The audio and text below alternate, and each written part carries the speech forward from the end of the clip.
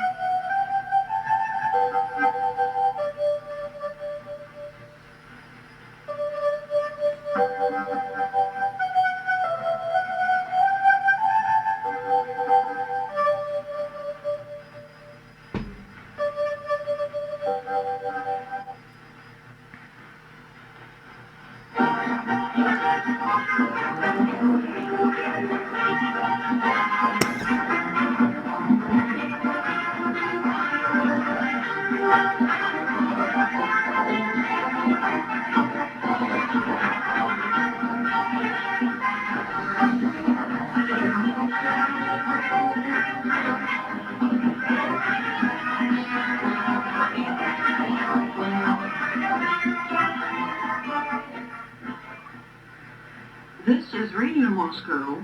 Here's the news. First, the headlines.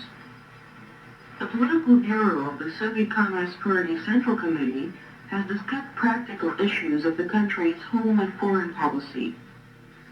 There were anti-racist actions in South Africa to mark International Day of Struggle Against Racial Discrimination on Thursday. And Israeli troops have carried out new raids on populated centers in southern Lebanon. Those are the headlines. Now here's the news in full. The Political Bureau of the Soviet Communist Party Central Committee has discussed at its regular meeting ways of putting the country's home and foreign policy into effect. It considered tasks ensuing from the decisions adopted by the party's Central Committee at its special plenary meeting on March the 11th. It noted that the meeting's decisions were aimed at mobilizing all forces to achieve a major progress in efforts to intensify the economy and speed up the social and economic advancement of the Soviet people.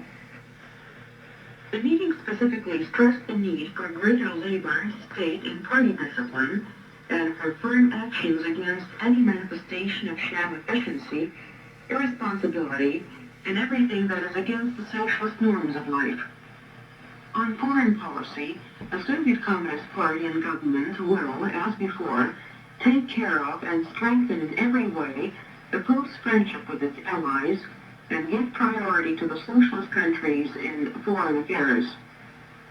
The Political Bureau also noted that at their talks with leaders of many countries, Mikhail Gorbachev, Nikolai Tikhonov, and Andrei Gromyko had energetically restated the Soviet Union's consistent course towards consolidating peace and establishing equal relations between nations.